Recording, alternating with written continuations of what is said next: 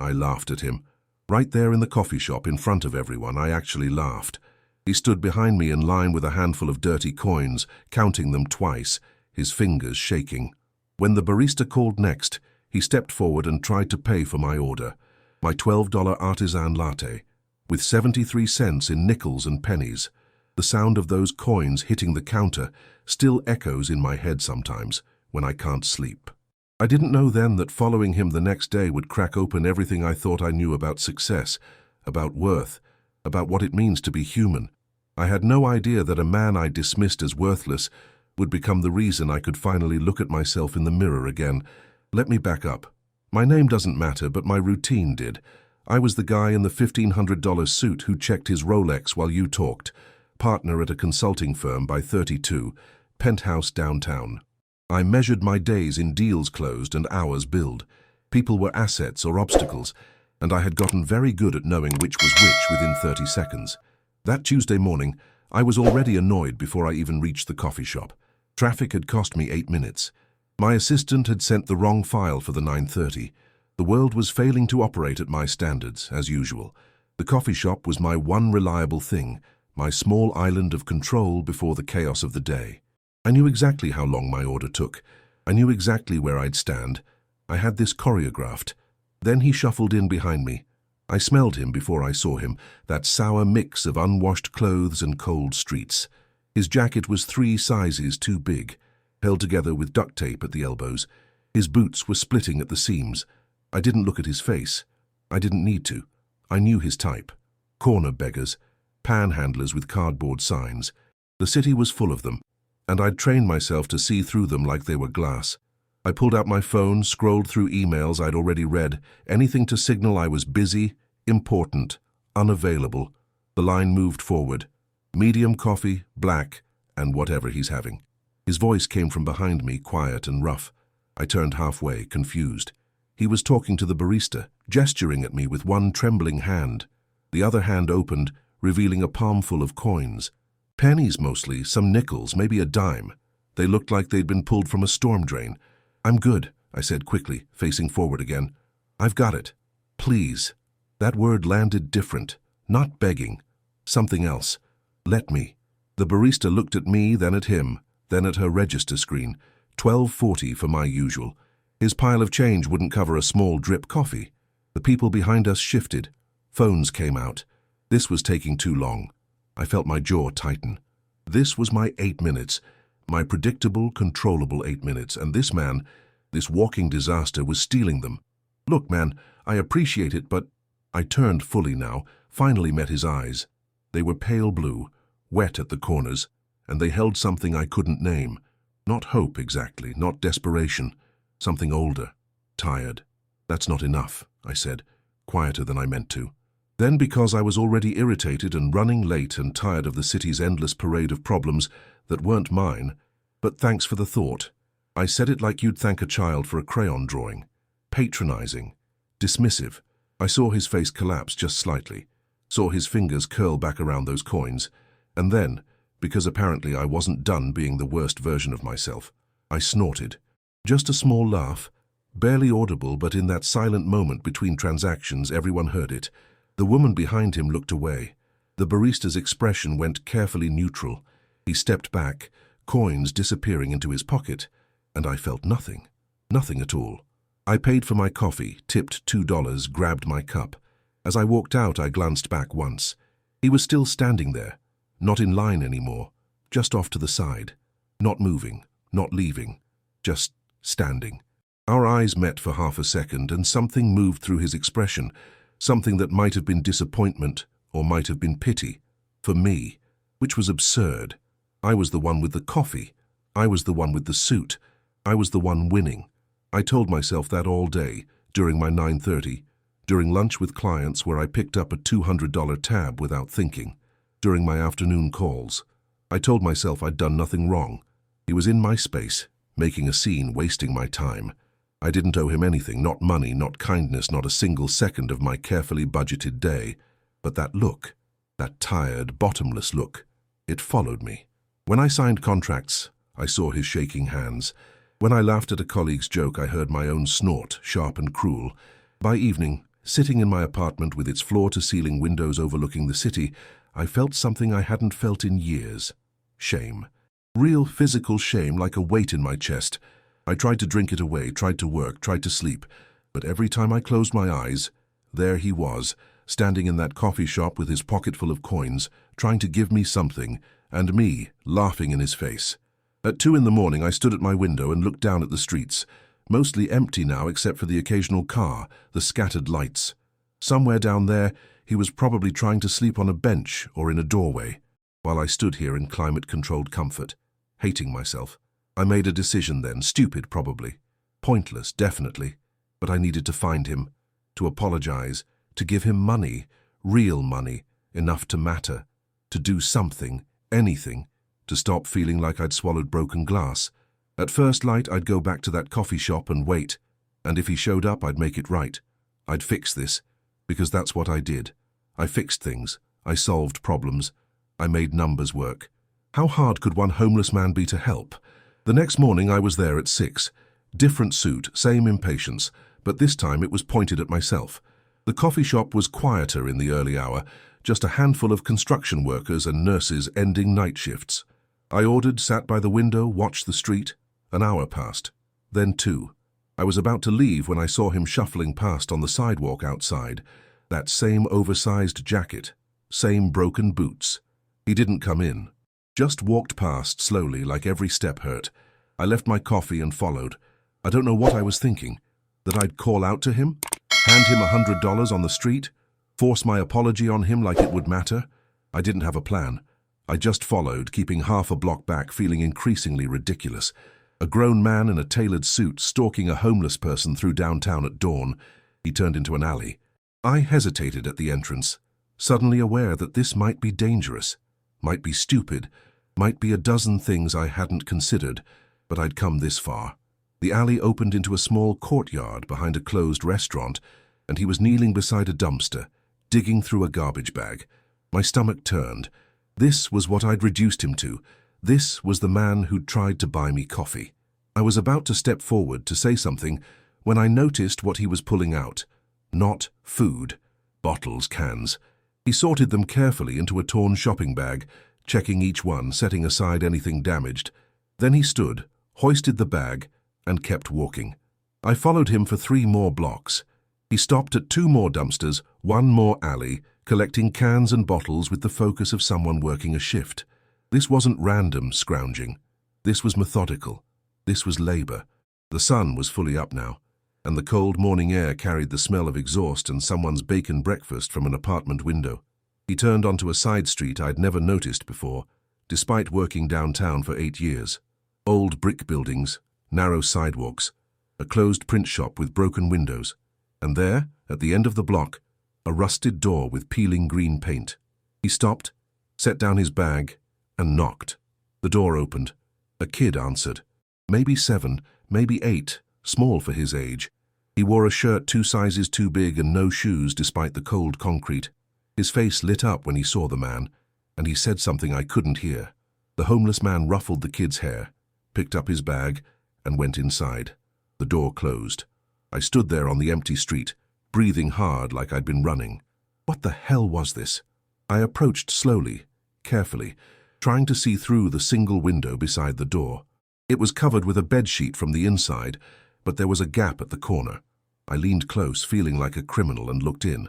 What I saw punched the air from my lungs. Kids, maybe 10 of them, ranging from toddlers to teenagers, sitting in a circle on a floor covered with mismatched blankets. The homeless man was in the center, emptying his bag. Not just cans, food, a loaf of bread, slightly crushed, a few apples, a box of crackers that looked like it came from a food bank. And money. He was counting out bills and coins on the floor, sorting them into small piles. The kids watched him like he was performing magic. One girl, maybe 12, had tears on her face. A little boy clapped his hands silently. The man said something, and a few kids laughed, a sound so pure it hurt to hear through the glass. Then he reached into his jacket's inner pocket and pulled out a small paper bag. From it, he took out pieces of candy. Not much, maybe a dozen pieces. He handed one to each kid, saving the smallest pieces for himself and the older kids, giving the best to the youngest. They unwrapped them like treasure. A tiny girl, couldn't have been more than 3, hugged his leg. He picked her up, held her for a moment, his face pressed into her hair, and I saw his shoulders shake. Just once. Just briefly. I backed away from the window, my hand over my mouth. My legs felt weak. I found a stoop across the street and sat down hard, my $1,200 suit wrinkling against dirty concrete. The pieces were falling into place, and each one hit like a hammer. The coins in the coffee shop. He'd been trying to pay for my coffee with the money he'd collected. Money meant for these kids.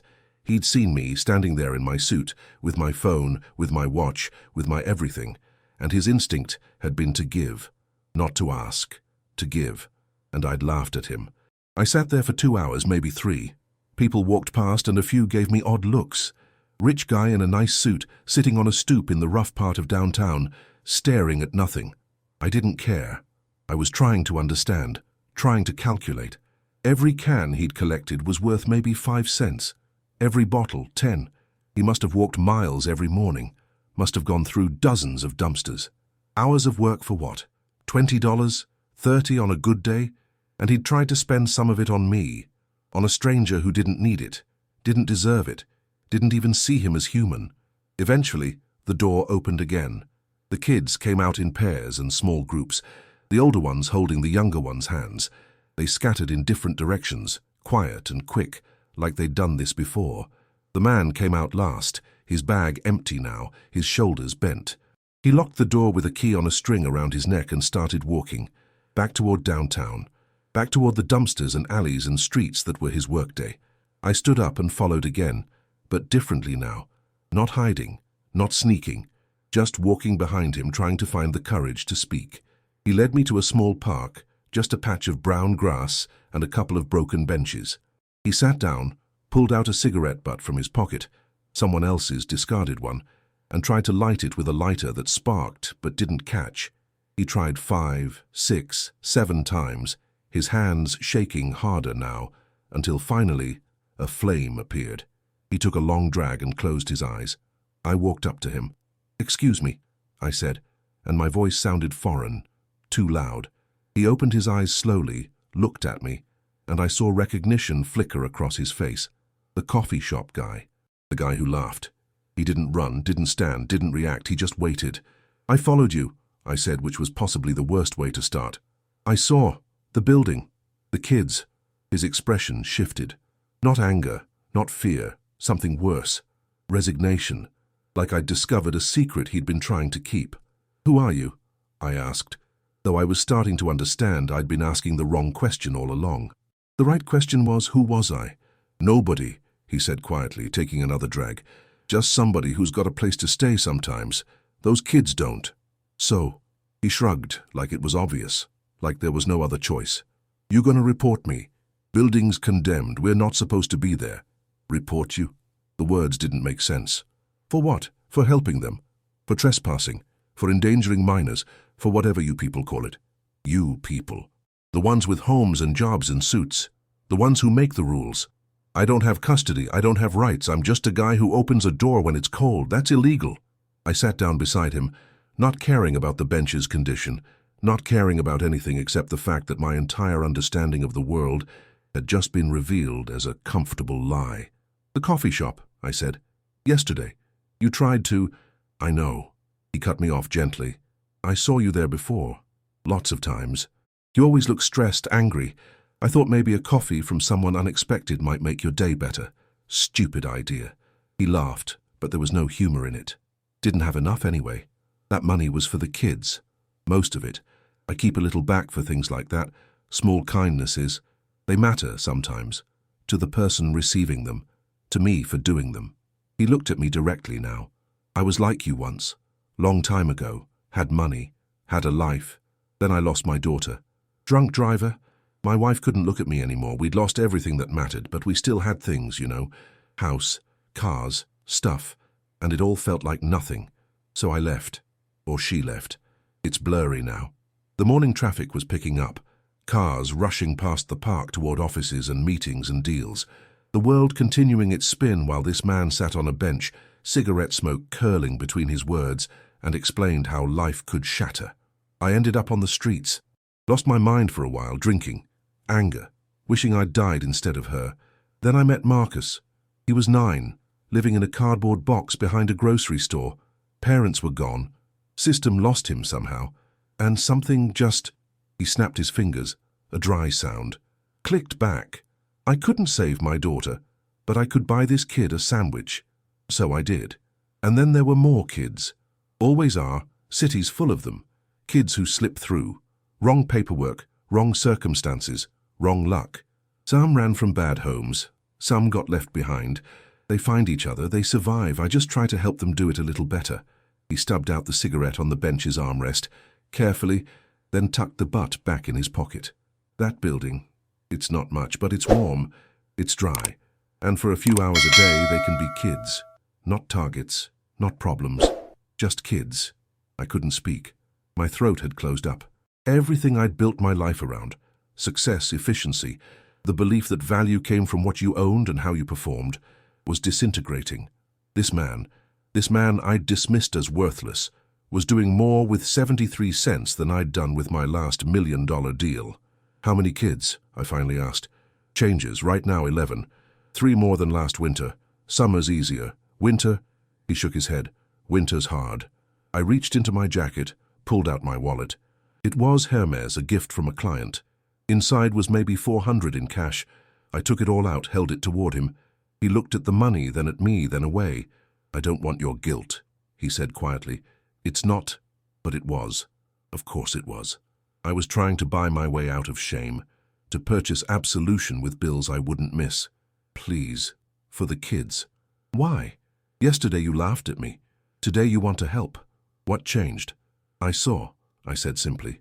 I saw what you're doing. Who you are. I'm the same person I was yesterday. Same jacket, same smell, same everything. What changed wasn't me. He stood up slowly, joints cracking. It was you. You found out I'm useful, that I'm helping kids. Now I'm worth helping. But yesterday, when you thought I was just another drunk bum, I wasn't. That's the problem with charity from people like you. It's conditional. It's transactional. It requires me to prove I deserve it. His words hit like physical blows. Each one true. Each one deserved. You're right, I said, standing too. You're completely right. I was cruel. I was blind. I don't have an excuse. But that money, I pushed it toward him again. That's real. That can buy food, heat, whatever they need. He looked at me for a long moment, and I saw decades in his face, lines carved by weather and grief, and the weight of caring when the world said stop.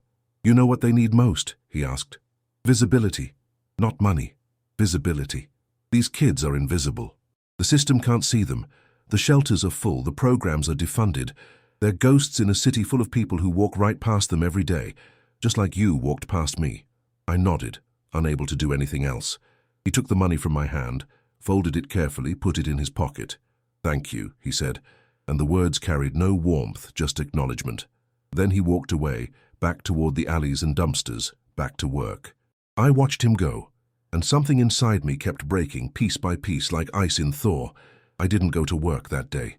I called my assistant, told her to cancel everything, and I walked. I walked through parts of the city I'd driven past for years without seeing. Doorways where people slept, alleys where kids huddled around steam vents for warmth, faces I'd trained myself to overlook. How many were like him? How many had stories that would crack open my comfortable assumptions? How many had I laughed at, dismissed, erased, without even realizing I was doing it? By evening, I was back at my apartment, but it felt different. Smaller somehow, despite being 2,000 square feet. Emptier, despite all the furniture and art. I stood at my window again, looking down at the city, but now I saw it differently. Every light was a person. Every shadow was a life. And somewhere down there, in a condemned building with peeling green paint, a man I'd considered worthless was making sure 11 children felt safe for one more night. I couldn't go back to pretending I didn't know. Couldn't sit through another client lunch talking about market shares while kids went hungry. Couldn't measure my worth in billable hours, while the most valuable person I'd met measured his in cans collected and kindnesses offered. Something had to change. I had to change. The next morning I went back to the coffee shop. Same time, same order. But this time I sat by the window and I waited. I waited 3 hours before I saw him, shuffling down the street with his bag of bottles. I went outside, intercepted him gently. "Hey," I said, and he stopped, wary. "I want to help, really help. Not just money. I want to make a difference." "Why?" "Because you're right. About everything. About me. And I can't fix who I was yesterday, but I can choose who to be today." He studied my face, searching for something. Sincerity, maybe, or the absence of performance. "You know the building will be demolished eventually. City's got plans. We're on borrowed time. Then let's buy time." The words came out before I'd fully thought them through, but they felt right. "Let me look into it. I know lawyers, I know people in city government. Maybe we can find something more permanent. A real space, legal, safe. And what do you want in return?" "Nothing. I want nothing. I want to stop being the kind of person who laughs at someone trying to show kindness. That's all." He shifted the bag on his shoulder, and I heard the cans rattle, that same sound as the coins on the coffee shop counter. Music of effort. Music of care. "What's your name?" he asked. I told him. He nodded once. "I'm James, but the kids call me Jimmy." He said it like an introduction, like we were meeting for the first time, and in a way we were. The person I'd been in that coffee shop was someone else, someone smaller, someone blind. "Come by tomorrow," he said. "Morning, meet the kids, see what's actually needed before you start making promises." I nodded, throat tight. "Tomorrow, I'll be there." He walked away and I watched until he turned a corner, disappeared into the city's flow. Then I went to work, but everything felt different. My office, my title, my nameplate on the door. These were tools, not achievements. Power was only valuable if you used it for something beyond yourself. I pulled out my phone and started making calls. Lawyers, non-profit directors, city council members I'd helped with fundraisers. I cashed in favors I'd been saving for career moves and used them instead to ask about condemned buildings, about zoning exceptions, about pathways to create something lasting. It took months, months of meetings and paperwork, of bureaucracy and setbacks. But I learned more in that time than I had in my entire career about what actually mattered. I met the kids, learned their names, heard their stories. Marcus, who'd been 9 when Jimmy found him and was now 15, brilliant with numbers, dreaming of college but with no permanent address to put on applications. Sophia, 12, who wrote poetry on scraps of paper and kept them in a shoebox. Little Emma, the 3-year-old who'd hugged Jimmy's leg, who called him Papa even though he always gently corrected her. They weren't statistics. They weren't problems. They were humans, complex and full of potential, surviving in a world that had decided they were disposable. Jimmy never asked me for anything, never pushed, but he let me show up, let me sit with the kids, let me help sort bottles and cans, let me learn what it meant to work for something without expecting applause or recognition or a line on a resume. One morning, 6 months after that day in the coffee shop, I came to the building with news. We'd secured a space, a real one, an old community center the city had been trying to unload, with the right paperwork, the right non-profit structure, the right approvals, which my lawyer friends had helped expedite. It could become a legitimate shelter. Not forever, not for everyone, but for these kids. For now. Jimmy cried. I'd never seen him cry, not even when talking about his daughter. But he cried then, sitting on the floor of that condemned building surrounded by kids. And I cried too. Not polite tears, ugly shaking sobs. For who I'd been, for who I'd almost stayed being, for all the Jimmys I'd walked past without seeing. For every moment I'd mistaken wealth for worth and status for substance. We moved them in 3 weeks later. The kids helped carry their few belongings, their blankets and books and the small treasures they'd collected. The new space had heat that worked, beds, real beds, a kitchen where we could cook actual meals. It wasn't perfect. There was still so much work to do, so many systems to navigate, so many other kids we couldn't reach yet. But it was a start. It was progress. It was proof that change was possible. I didn't quit my job, but I restructured my life around it. Hours I used to spend networking at expensive dinners I now spent at the shelter, helping with homework or fixing leaky sinks. Money I used to spend on watches and suits I redirected to food, supplies, books. I recruited others too, colleagues who I thought might understand, who might be looking for meaning beyond their portfolios. Some said no, but some said yes. And slowly, quietly, we built something. Jimmy never moved into the shelter. He kept his spot on the streets, kept collecting cans, kept working his route. When I asked him why, he said, "There's always someone else who needs it more. I'm used to this. They're not." Besides, he added, someone needed to keep an eye on the kids the shelter couldn't yet serve, the teenagers too old for the system, the ones too scared to come inside. He was their bridge, their proof that someone saw them. I think about that morning in the coffee shop all the time. How close I came to staying exactly who I was. How easy it would have been to never follow him, to never look through that window, to never let my perfect bubble pop. I think about the version of me that laughed at a homeless man trying to buy me coffee, and I barely recognize him. He was successful. He was accomplished. He was empty. Jimmy taught me that worth isn't measured in what you have, but in what you give when you have nothing left to give. That kindness isn't transactional. That the people we dismiss, overlook, and erase are often the ones holding the world together with duct tape and determination and love that costs them everything. He taught me that being broke doesn't mean being broken, and that sometimes the richest person in the room is the one counting pennies to buy a stranger a cup of coffee. I still get my coffee from the same shop, same order, same time mostly. But now when I see someone digging in their pockets, counting coins, struggling to make the math work, I pay attention. I see them, and if they'll let me, I buy them coffee. Not as charity, not as performance, as acknowledgement, as apology for all the times I didn't. As a small echo of what Jimmy tried to teach me in that single moment when he offered everything he had to someone who didn't need it and didn't deserve it. The kids are doing better. Marcus got into a community college on scholarship. Sophia had a poem published in a local literary magazine. Emma started preschool, and she draws pictures of Jimmy and puts them on the shelter's fridge. There are now 23 kids in our care, and a waiting list that breaks my heart. We're working on expanding, slowly, carefully, doing it right. Jimmy's health isn't great. Years on the street take a toll. He coughs a lot now, deep and rattling. He refuses to see a doctor, says the money should go to the kids. I'm working on changing his mind about that, same way he changed mine about everything else.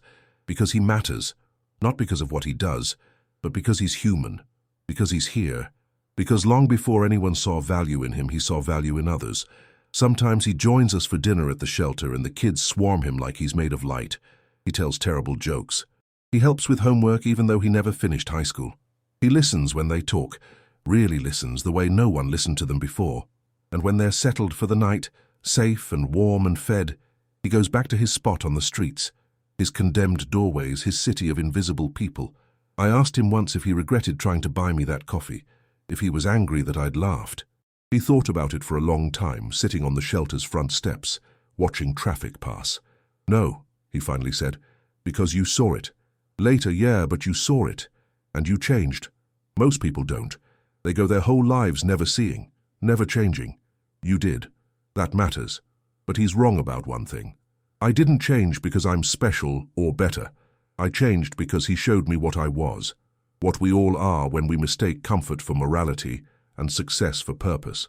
He held up a mirror with 73 cents in dirty coins, and I finally looked. Every morning I wake up in my apartment, which I'm selling, by the way, for something smaller, something that costs less to maintain and gives me more to give, and I'm grateful, not for what I have, for what I almost stayed, for the comfortable blindness I almost chose, for the laugh I'm spending the rest of my life trying to take back by living differently, seeing clearly, showing up. The shelter has a plaque now, small and understated by the front door. It doesn't say Jimmy's place or my name or any donor's name. It just says, "Everyone you meet is fighting a battle you know nothing about. Be kind, always." Jimmy wrote it. He said if we were going to do this, we needed to remember why, not for recognition, not for credit, for the simple, radical act of seeing each other as human, of choosing kindness even when it costs us, especially when it costs us. I'm not a hero in this story. I'm the villain who got a second chance. But Jimmy, the man I laughed at, the man I dismissed, the man I almost walked past forever, he's the hero. He always was. I just couldn't see it through my expensive suit and carefully maintained blindness. Now I can. Now I do. And I'm spending every day trying to deserve the grace he showed me when he tried to buy a stranger coffee with all the money he had in the world. If this story touched something in you, maybe it's because you've been me, walking past, looking through. protecting your comfort by not seeing the cost others pay. Or maybe you've been Jimmy, giving everything, seen by no one, wondering if kindness matters in a world that rewards cruelty. It does matter. You matter. The people we dismiss matter. And sometimes all it takes is one moment, one choice to stop and actually look to crack open the shell we've built around ourselves and let the world in. I don't know what you believe about second chances or redemption or whether people can really change. I only know I did, because a homeless man tried to show me kindness and I laughed, and then I followed him, and he destroyed every lie I'd been living. He didn't do it with anger or preaching. He did it by being exactly who he was, someone who had nothing but gave anyway. Someone who measured wealth in full bellies and warm beds and moments of joy for kids the world forgot. If you see someone counting coins, struggling, trying, don't laugh. Don't look away. See them. Help them if you can. But more than that, let them help you see what really matters. Because the truth is, we're all just people trying to make it through. Some of us have more armor. Some of us have bigger walls. But underneath, we're all vulnerable. All struggling, all desperate for connection and meaning and proof that we matter. Share this story if it made you think, if it made you uncomfortable, if it made you want to be better. Subscribe to hear more stories about the hidden kindness around us, about the people we overlook, about the moments that change everything if we're brave enough to let them. Because there are more Jimmys out there, more kids, more chances to choose seeing over blindness, more opportunities to be human instead of successful. And if you're someone like Jimmy, someone giving everything with nothing, someone invisible but invaluable, thank you. The world runs on your back, and hardly anyone knows. But I know now, and I'm trying to make sure others know too. You're not invisible anymore, not to me, not to the people whose lives you've touched. You're the reason some of us wake up and try to be better. You're the reason hope still exists in a city that often feels hopeless. That coffee shop moment was 3 years ago. It feels like 3 lifetimes. The man I was then is gone. The man I am now is still learning, still failing, still trying. Jimmy's cough is worse. The shelter needs a new roof. There's a teenager named David sleeping in the park who won't come inside yet, but Jimmy brings him sandwiches every morning, and I think he's close to trusting us. The work never ends. The need never stops. But neither does the possibility of change, of choosing better, of looking at someone everyone else looks through and deciding to really see them. I bought Jimmy coffee last week. Really bought it. Not just paid for it while he counted coins. Sat with him. Listened to him talk about Emma's progress in school, about Marcus's college applications, about the new kid who showed up scared and left laughing. And when we finished, when we stood to leave, he put his hand on my shoulder and said, "You turned out okay." 4 words, but they meant everything. Because they came from someone who'd seen me at my worst and still believed I could be better.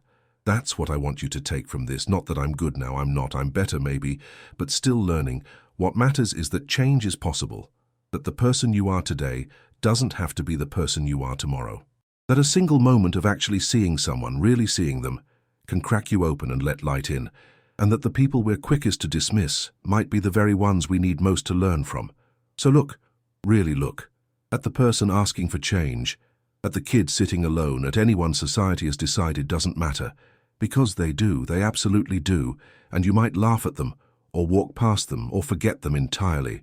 Or you might follow them down an alley and through a door and into a truth that changes everything. I followed, and I'm still following, still learning what Jimmy knew all along, that we're all just trying to survive, and the ones who help others